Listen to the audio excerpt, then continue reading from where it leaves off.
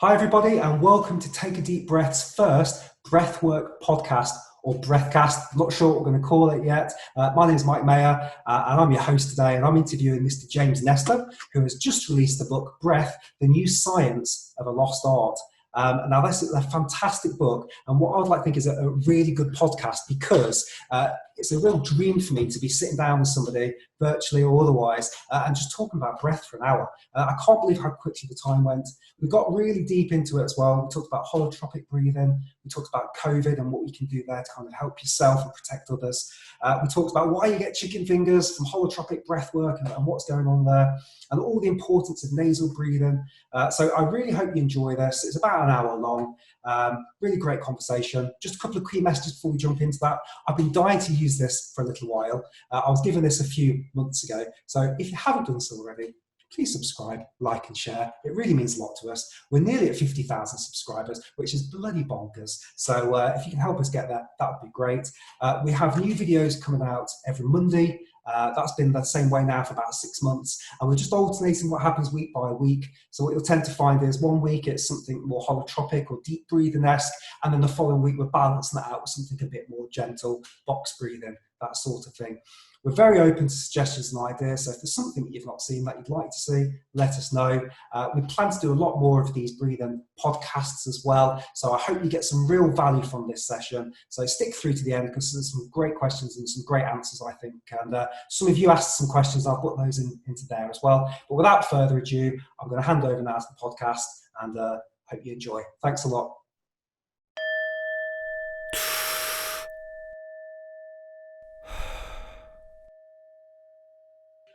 Welcome, James. How are you finding things? Are you well?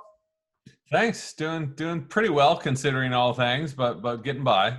Yeah, I'd love to just jump straight into the book, Breath. Breath is something that has been part of my life probably for about three and a half years now. Since my time when I first sampled it in the Wim Hof retreat in Poland in 2016. And from there, I've just been down a rabbit hole. So I'm so excited to start asking some questions. So would you mind just start off by telling me, how did you get started with this book? Sure. It was actually two launching points for me. One of them was I had a very strange experience in a breathwork class years and years ago, where it was very similar to Wim Hof's breathwork. It was pranayama, just sitting cross-legged in a corner of a cold room, and I sweat through everything, through my socks, through my jeans, through my hair.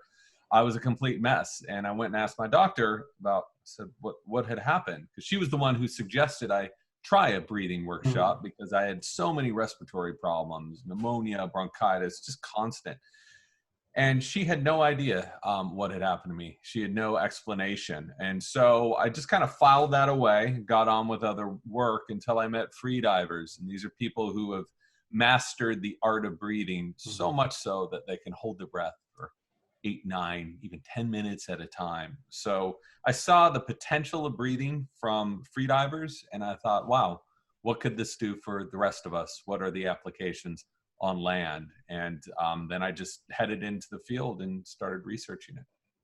And with regards to the book that you did on freediving, what was the reason behind the order? Was it just the way that you were learning about breath work? Because the other book's very interesting as well, because it's all about the breath. Yeah, some friends have kind of mocked me for this. They're like, oh, I get it. You wrote a book about holding your breath. Now you're writing a book about breathing. Yeah. And in some ways, that's kind of true. So the book wasn't just about freediving. It's about the human connection to the ocean. So freedivers are a part of that, but a small part to looking at all of these other ways that we are related to the ocean animals, from the surface to the very bottom of the deepest sea. And so in that process, I was hanging out with a lot of freedivers because it turns out that freediving is this wonderful way of connecting with ocean wildlife because they don't like scuba, it's too loud. They don't like boats, too loud. But when you freedive, especially with marine mammals, they view you as one of their own. They see you going up to the surface, getting a breath and coming back down.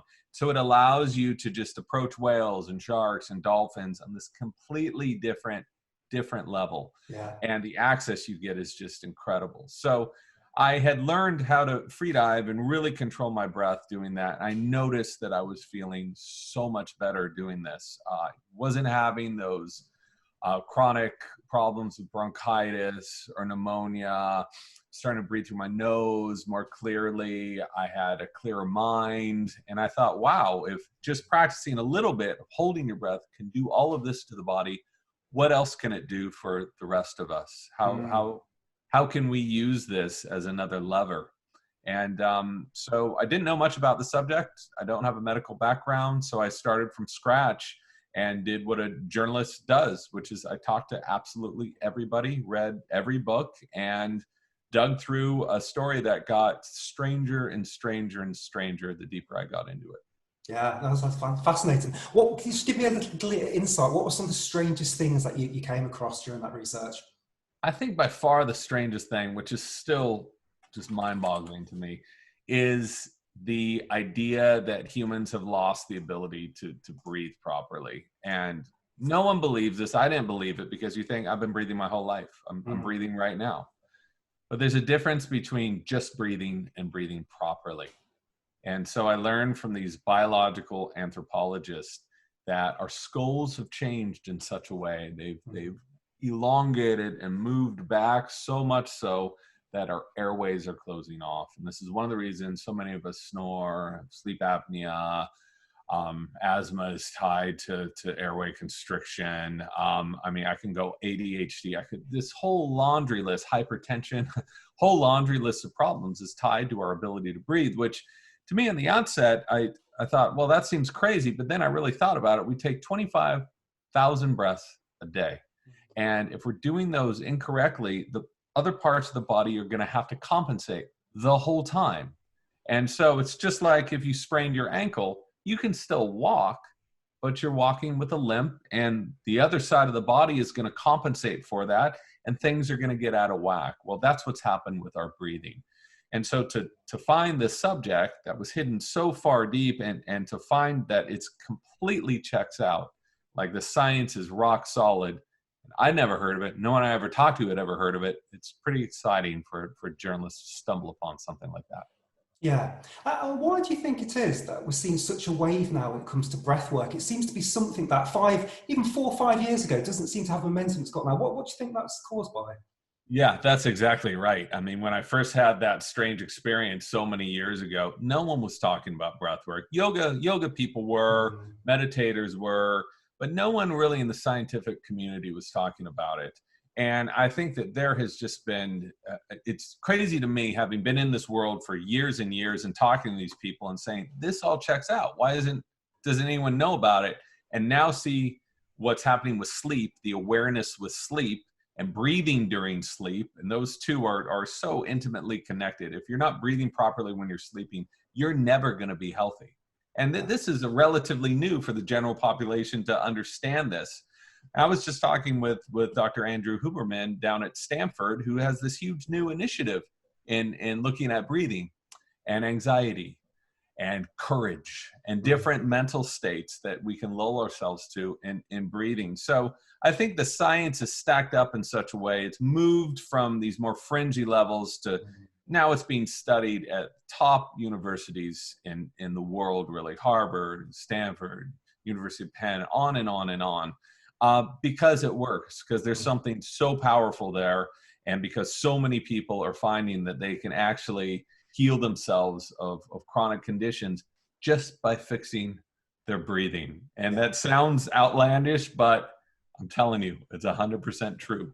Yes, and it's free as well, which is the most beautiful part about it. I remember thinking, oh, I've really cracked this health thing a few years ago. It's diet. And then you think, oh, no, it's exercise. And then I read Matthew Walker's book, Why We Sleep. I don't know if you've come across this. Yep. And I was like, right, sleep is the most important thing.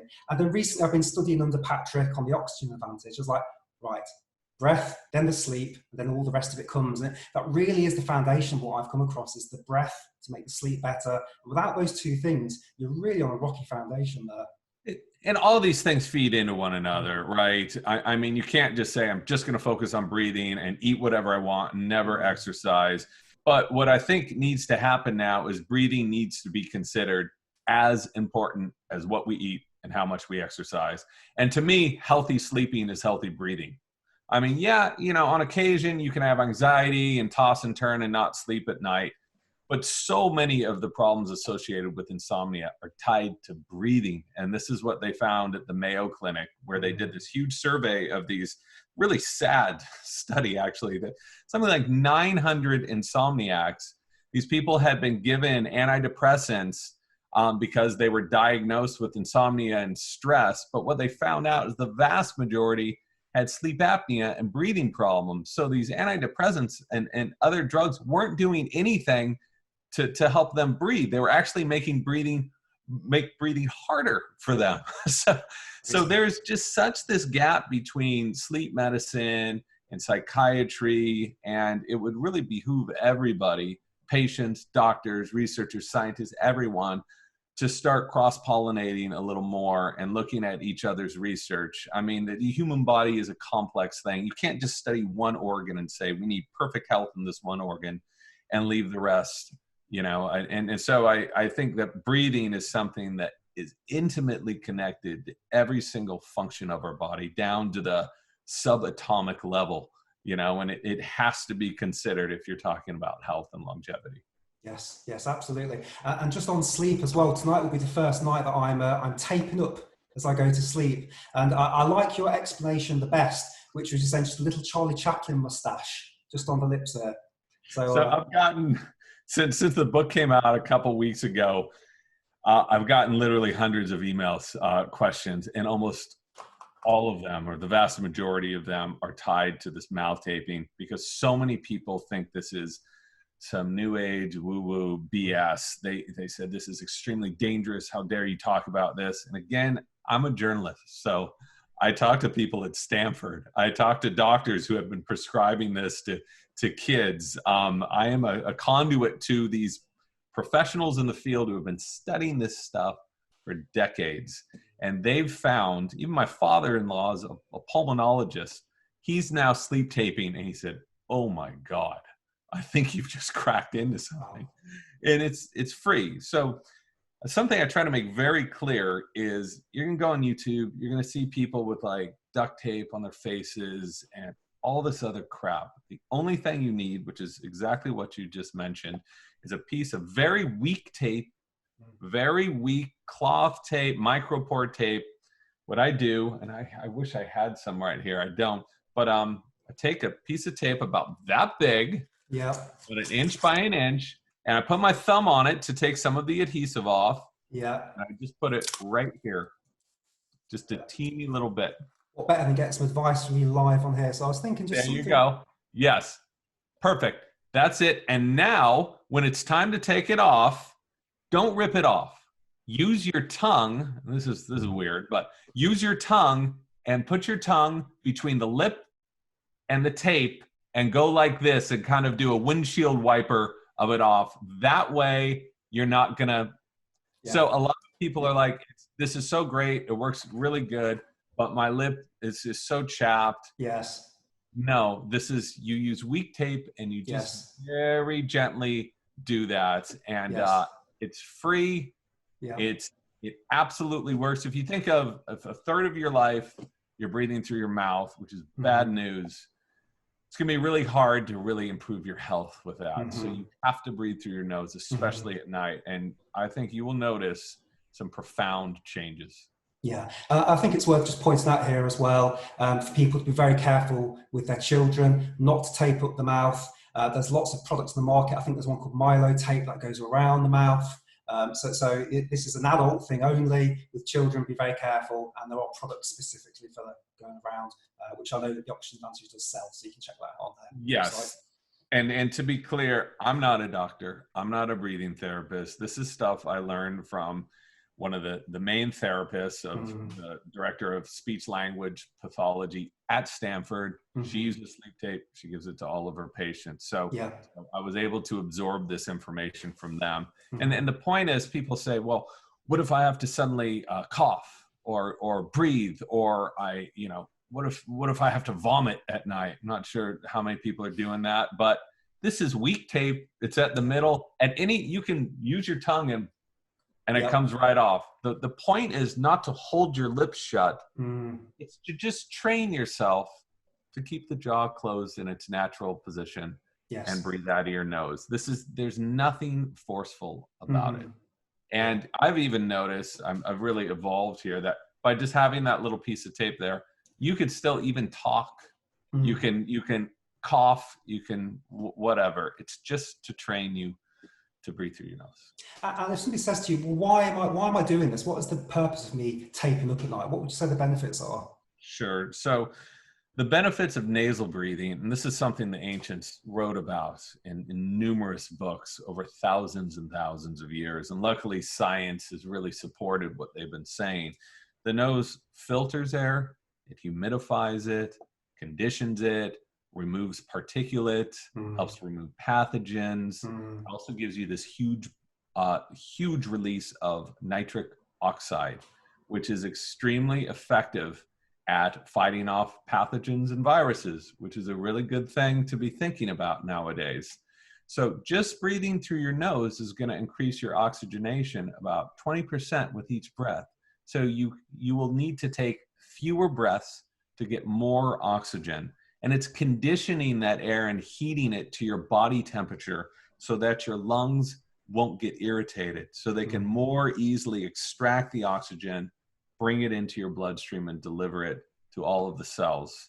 So there are innumerable reasons to be breathing through your nose. None of this is controversial. I mean, there's a ton of science going on right now with it, but there's been a ton for the past 50 years. Like, nasal breathing is how all animals should be breathing. If you look at any other animal in the wild beyond like some bulldogs whose faces are so sadly messed up that they're just they look just like a lot of people. You know, we bred them to have these flat faces just as we had become very flat faced.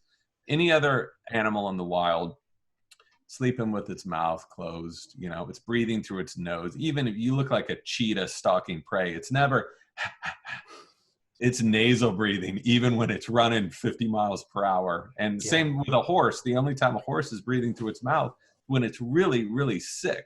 You see a horse running fast. So this is how we're supposed to be breathing. Yeah. So this is probably a really good segment to jump into. Can you tell us a bit about the experiment you did where you blocked up for 10 days? Yeah, awful idea. I'm glad we did it in the end. I had been talking with the chief of rhinology research at Stanford, who had been complaining how no one was paying attention to the nose. He's like, this is such an essential organ. And he knew how bad mouth breathing was, but nobody really knew how quickly the problems associated with mouth breathing, respiratory distress, the fatigue, the increased chance of having infections. No one knew how quickly that came on. So we were talking at lunch, and I said, well, why don't you test this? You're at Stanford. You have the ability to test this. He's like, I can't test that. That'd be unethical to knowing what I know. So I volunteered I said, well, why don't we do an experiment, 20-day experiment, and found someone else, a breathing therapist from Sweden. Thought this would be interesting to find one of the best breathers in the world and make him one of the worst, you know, by mouth breathing. But we didn't want this to be like a supersize me experiment, because something like 25 to 50% of the population breathes through its mouth. So we were lulling ourselves into a condition that I knew as a kid I was a mouth breather, and that I would probably know later on in life. So for 10 days, we had silicone plugs up our nose, tape over them so we could get absolutely no air up our nose. We were forced to breathe through our mouth. And within a night, we both started snoring. We hadn't snored before. A couple nights after that, we were snoring 4 hours throughout the night. We got sleep apnea as well. We started choking on ourselves. You know, we were fatigued, neurotic, crazy. All the other, there are subjective markers, but then there's real data, and it's the real data that I tried to show. My blood pressure went up about 15 points just by changing the way in which I breathe. But the snoring and sleep data I just thought was fascinating. And it's something I don't think a lot of people are talking about is how the pathway in which you take air it's directly related to snoring and sleep apnea. So some people say there's less of a connection with sleep apnea. I can understand that, because sleep apnea is caused by the tongue falling back in the throat, whereas snoring is caused by the soft tissue at the back of the palate. But when you breathe through your nose, you're creating pressure in your airway to push all those things back, right? So you're training your airway to be more toned. Mouth breathing does the opposite. All those things come forward. And the good part about this is we were then able to spend 10 days just breathing through our noses. So we were using sleep tape at night. Whenever we were walking around, we were being very conscious to only breathe through our noses. Snoring went away. Sleep apnea completely went away. We felt just reborn. Endurance, performance, recovery went up. Blood pressure immediately shot down, which I thought was so interesting. First day, 10 points. After that, about 15 points. And it fluctuates. Blood pressure always fluctuates. But I think overall that the numbers were, I had a drop of about 11 points just drinking air through my nose. When people think about when it's allergy season and they're thinking about when they're getting inflamed, their adenoids and tonsils are inflamed, that's when a lot of sleep apnea comes on. And that's one of the reasons I think that mouth taping is a great way to train yourself to breathe through your nose. Again, this is not fringy stuff. We did this experiment at Stanford. Everyone read the data and the details, and it's so easy, and yet so many people aren't really paying attention to it. Yeah, no, absolutely. I'm very recent on my journey of nose breathing. Like I say, my background was spending some time with Wim Hof, and then the holotropic-esque things. And just very recently discovering the oxygen advantage, all those benefits of nasal nitric oxide.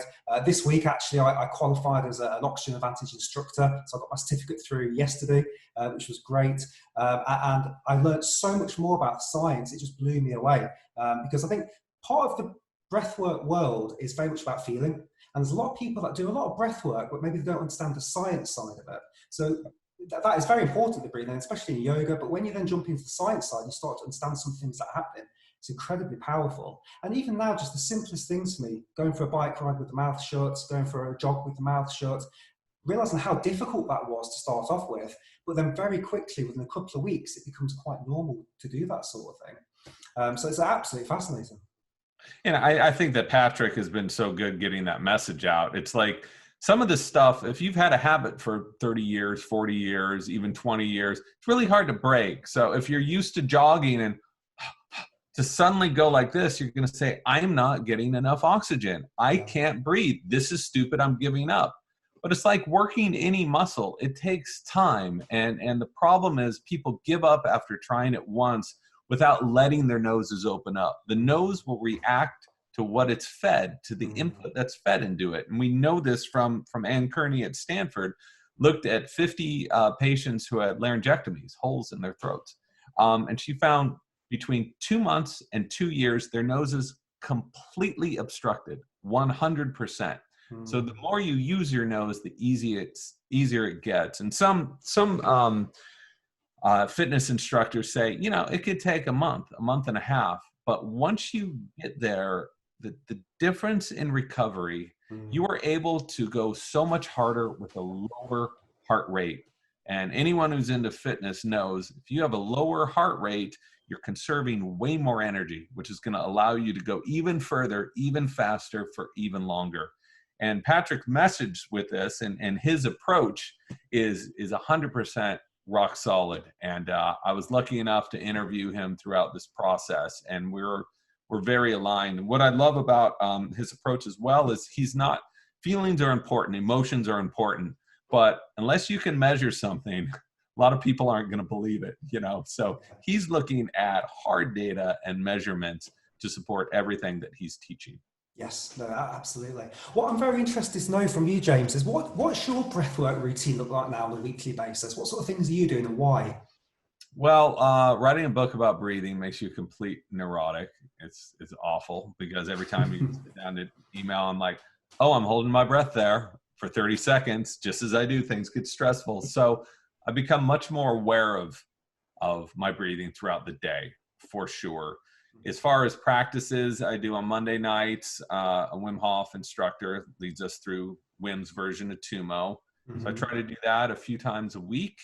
I love it. When I want some energy, those 30 breaths, I really crank them out. When I Yeah. do it before I go to sleep, I slow down those breaths and just try to focus on increasing lung capacity and mellowing myself out.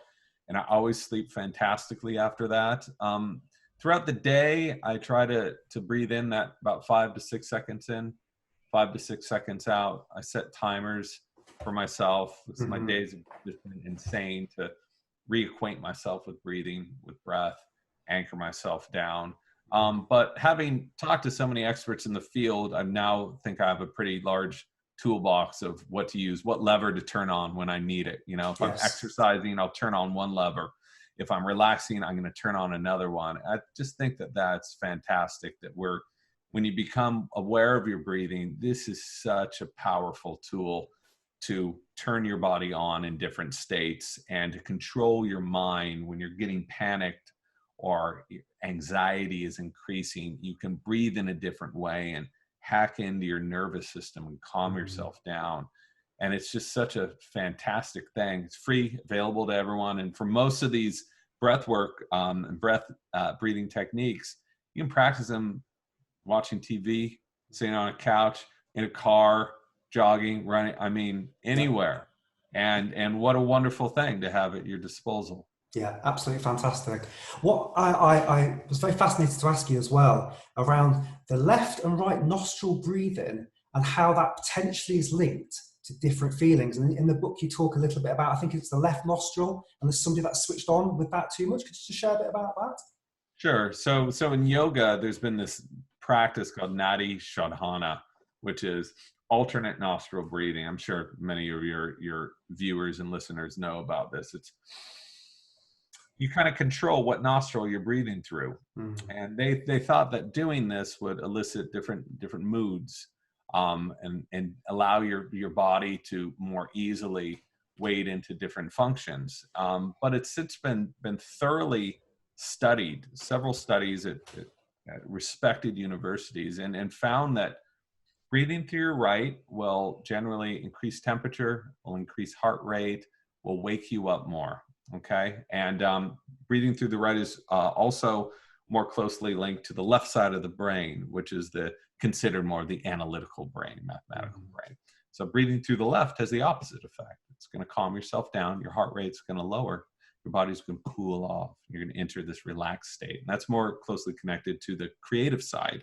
So a lot of that is like, yeah, well, how do you measure it? But they've done tons of studies looking at different fluctuations in temperature, looking at autonomic nervous system function, looking at heart rate. And these are measurable data points, right? And they've shown it through these studies. So, something you can do when you want a little burst of energy, you can start focusing your breathing more on your right or your left. There's a million. In the book, I try not to get into like the how part of this. There's somehow some lessons at the back of the book, but to me, the much more interesting story was the what and why and where this stuff came from. Because you can buy 100 different books on breathing techniques, but unless you really understand what it's doing to you and the science behind it, I found that a lot of it doesn't stick. And one other thing I'll mention about the nostrils is, in many ways, you don't necessarily need to hack this system by doing this, because your nostrils do it themselves. They actually are coated with erectile tissue, the same tissue as where, and engorged with blood in the same way. So throughout the day, the right nostril will open and then the left nostril will open.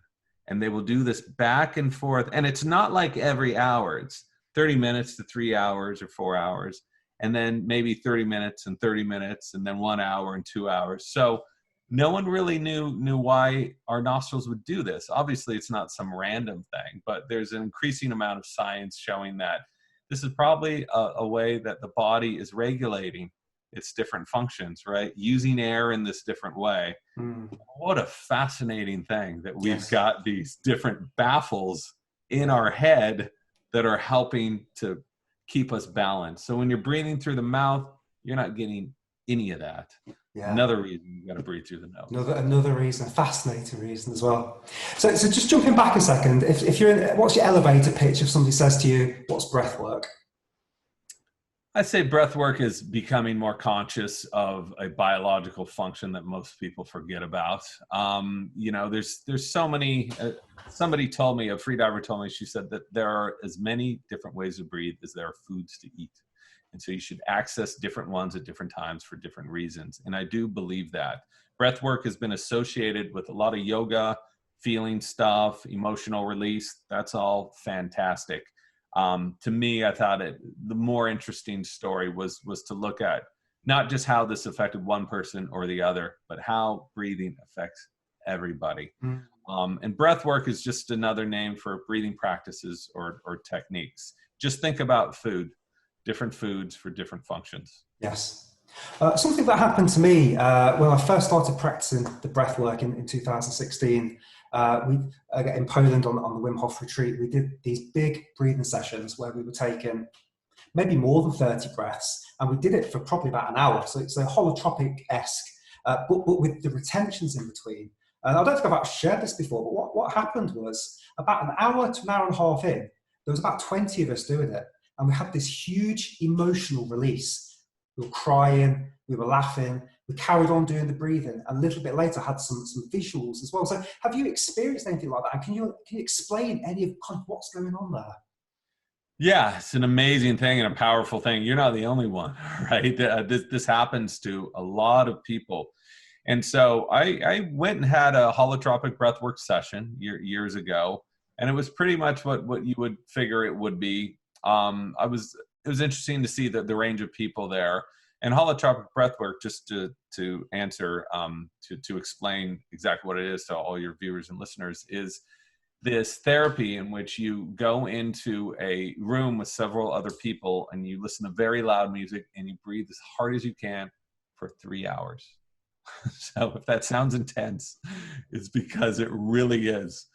So I was curious, I talked to people. I talked to a psychologist who used this with 11,000 people at a hospital and did case studies of about 450 of them and found it was the most effective therapy for even schizophrenics, for people with addiction problems, for people with anxiety, which is incredible. So I went and talked to some other experts, pulmonologists and other people who study breathing to find out, well, what's happening to the body? Because what I heard in that class is the more you breathe, you're just oxygenating your whole body. You're bringing more oxygen into your brain. You're not. You're bringing way less oxygen to your brain. Yes. And way less oxygen to your body, which is why your hands go numb and your feet go numb, because you're off-gassing all of this carbon dioxide.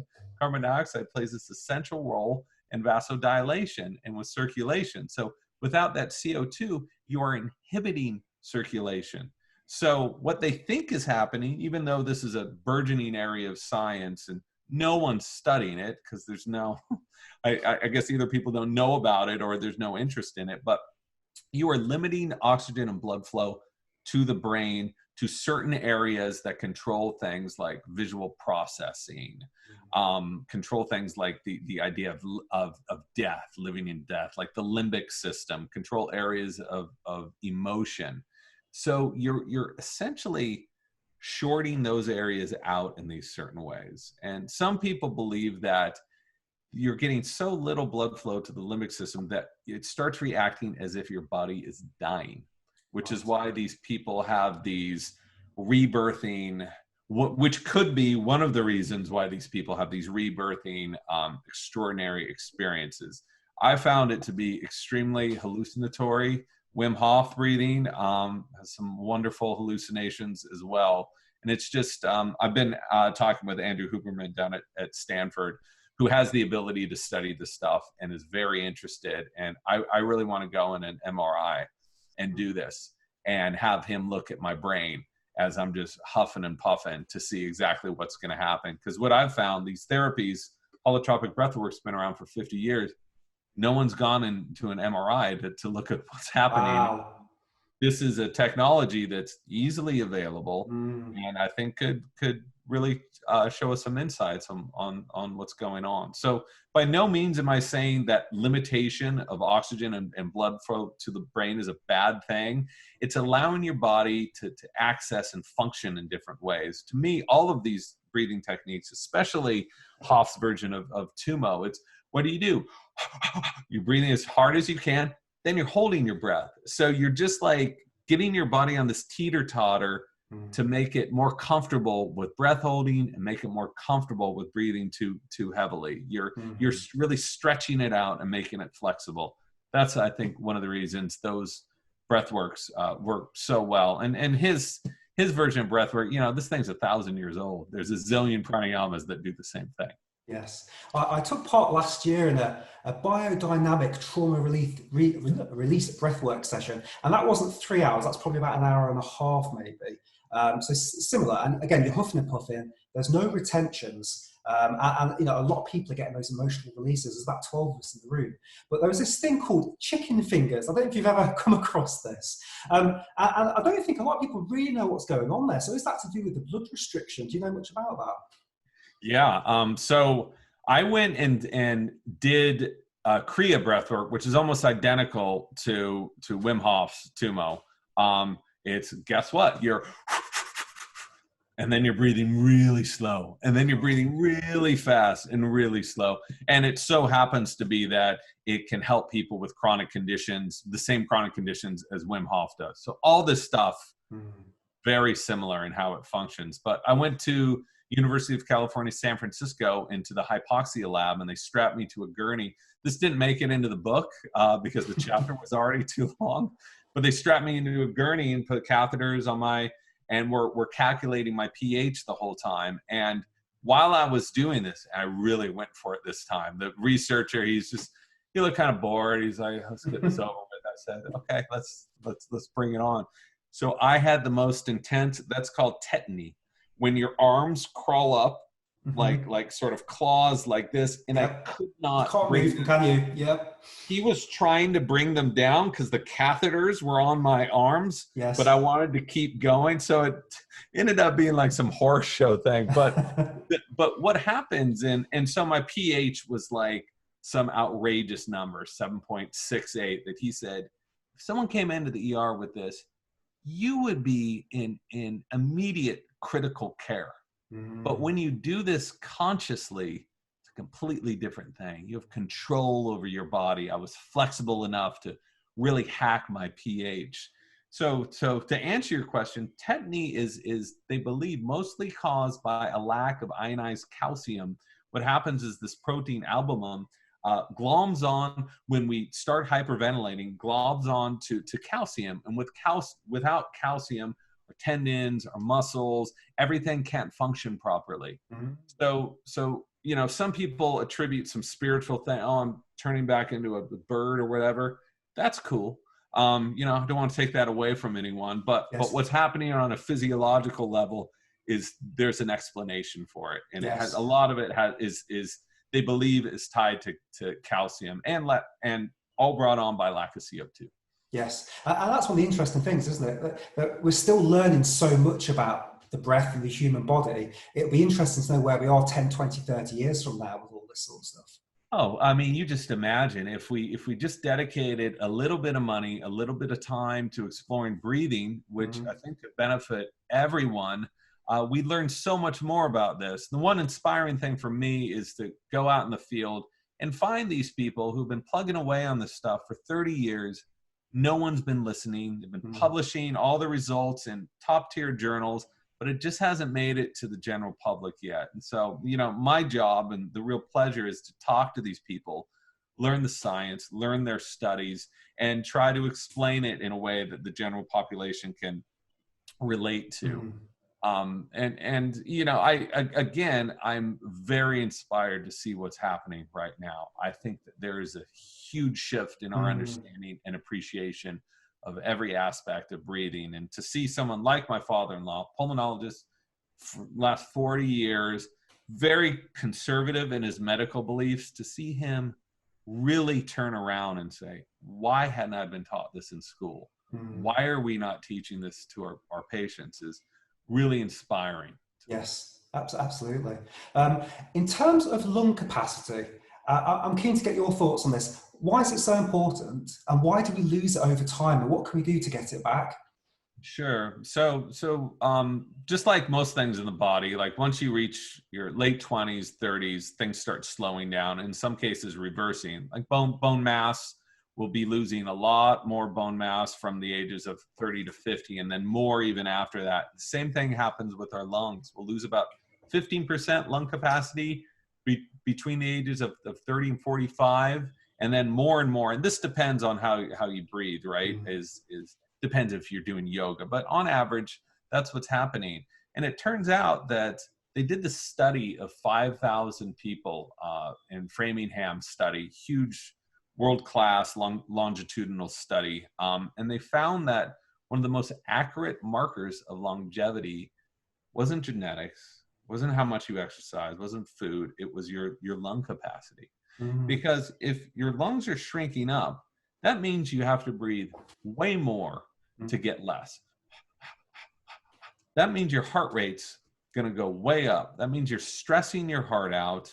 You're probably breathing too much, so you have less CO2, so you're going to have circulation problems.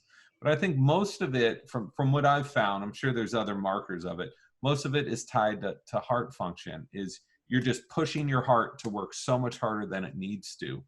If you were to just extend those breaths, instead of, a lot of people are using 10-15% of their lung capacity, which is insane. Yeah. Just extending those down here to 25-50, doesn't have to be 100%. You don't need 5 liters of air with each breath. That's ridiculous. But just extending at 25-50%, you will notice your heart rate just slowing down. And you will notice like warmth coming into your fingers and toes, because your body is reaching that state of balance in which it can function most efficiently. And by that, I mean it's able to do more with less energy, which is exactly what you want to be doing all the time. And yes. I'm not a breathing therapist, but I've talked to people of like, my toes are always cold. My fingers are always cold. I don't know why. And these people have, some problems with their breathing. They're very anxious and panicky. And just having them breathe like that, anyone can do this. Just having them breathe slowly and calmly and deeply for a few minutes, they're like, oh my God, I can feel some heat in my finger. Yeah, wow. And this is no magic power. That's called blood. And now it's going where it's supposed to be going. So I think that, and constantly improving yourself and trying to keep your body balanced so that you don't get so out of balance that you have to work extra hard to get back in balance is really the key. And breathing is a wonderful tool for that. Yes, thank you. A couple of questions from my viewers then. So one was around any recommendations with regards to breath work, breathing, and COVID. And COVID. COVID, yeah. I'm not a doctor. I don't work in an ER, but I have been, obviously me and everyone else have been tracking what's going on here. And it's interesting that they found, for one, just a few weeks ago, they're like, we used to bring in people, put them on their backs and have them breathe like this, and sometimes intubate them. People with severe problems tied to COVID. They found out that's a really bad idea, because when we breathe in, our lungs expand somewhat in our chest, but most of that expansion is in our back. So if you're lying flat on your back, you're really inhibiting your ability to breathe properly. So now they're putting these people on their stomachs and sides, and they're thinking, wow, why hadn't we done this before? Well, we had. If you look at any picture of the Buddha sleeping, he's on his side. And Chinese doctors 2,000 years ago were like, you got to sleep on your side. And, so it's just interesting. Konstantin Buteyko always said, you have to sleep on your side, especially if you have respiratory problems. So now we've caught up with that. So if you have mild symptoms of this, sleep on your stomach, sleep on your side for sure. And this isn't, medical advice. This seems like pretty well known at this time. Also, the nose, we've gone through that before, but Louis Ignarro, who won a Nobel Prize for his work in nitric oxide, believes that the nose can possibly play an important role in helping us defend ourselves against COVID, and then allowing ourselves to recover more easily. I'm not saying you breathe through your nose, you're not going to get this, you're not going to have any problems. No, I'm saying it's only going to help you out. And that is mostly tied to nitric oxide, because nitric oxide, when they put viruses, they put SARS in a petri dish and added nitric oxide to it against controls. And the virus was blunted by just the presence of nitric oxide. And it's no coincidence now that they're starting to treat patients with COVID with, guess what? Nitric oxide.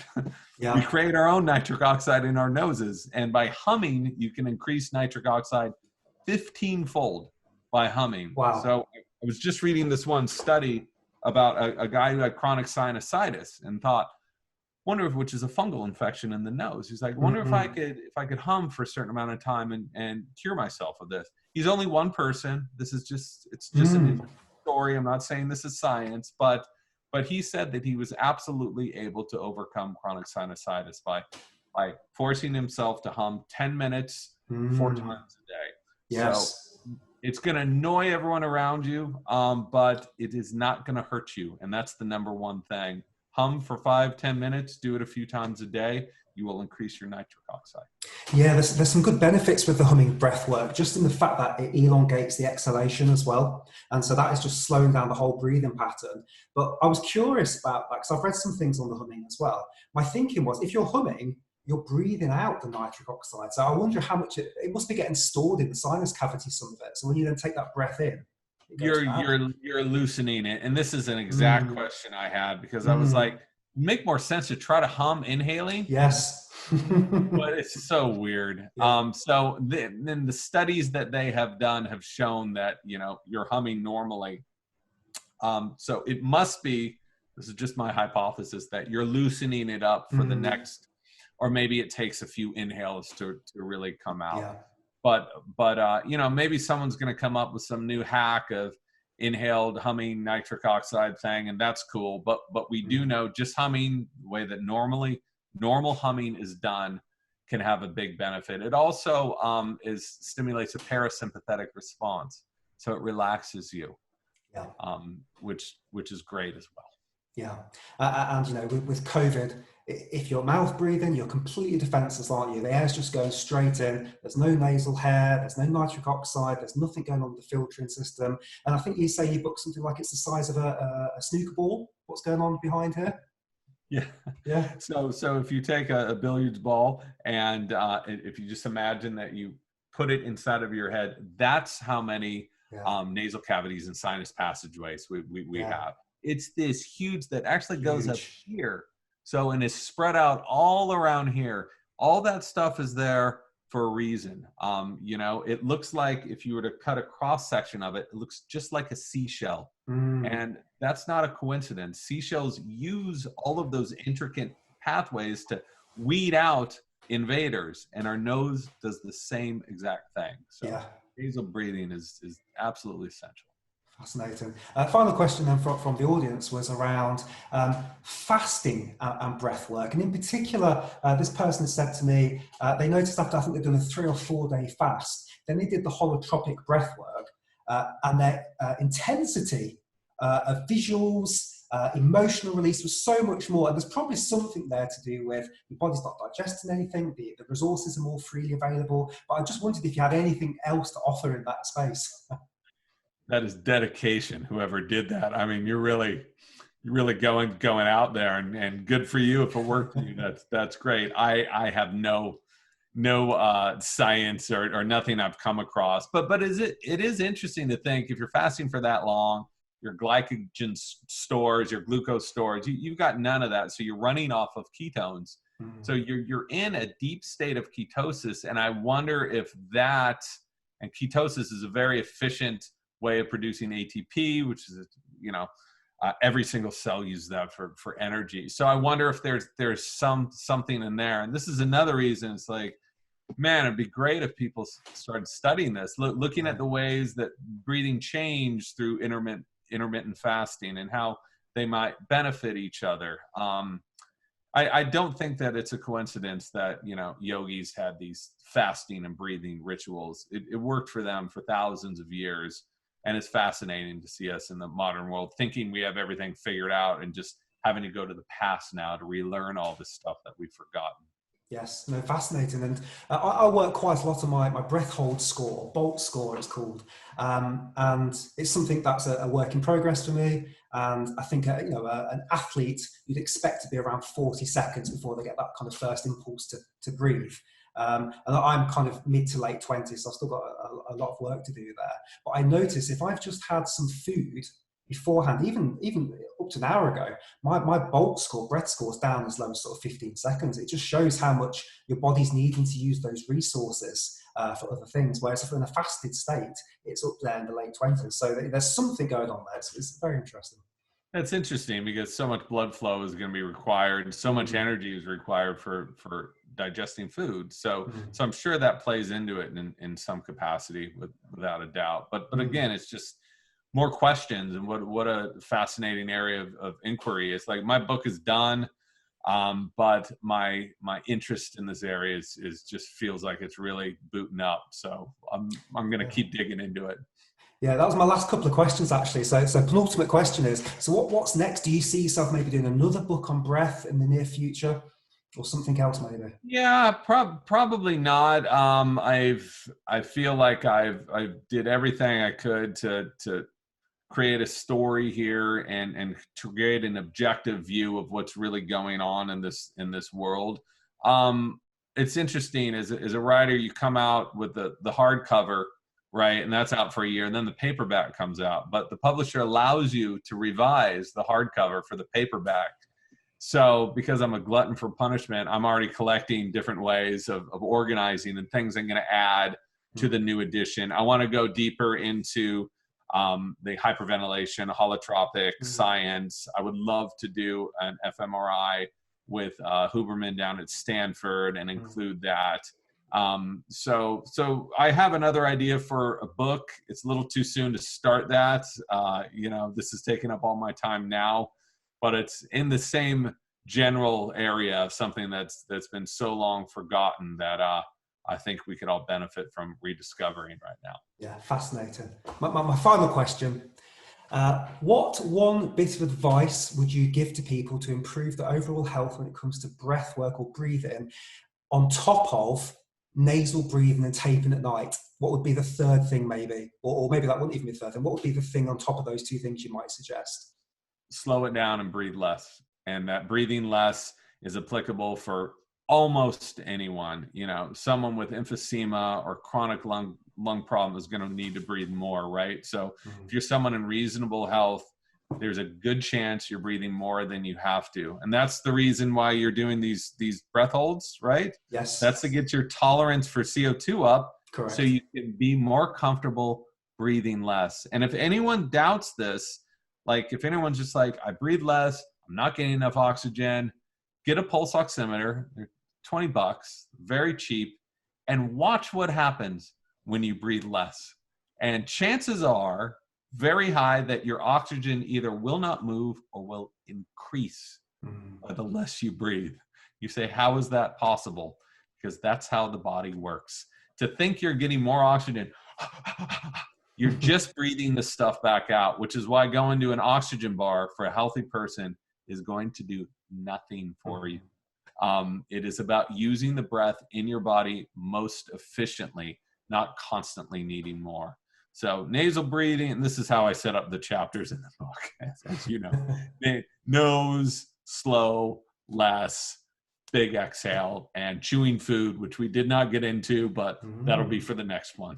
Fantastic. Well, James, I'll leave it there. And I want to say a big thank you for joining us. I can't believe how quick that hour's gone. I could go on and on and on, but I hope I'll be able to have you back at some point in the near future, maybe after the fMRI scan.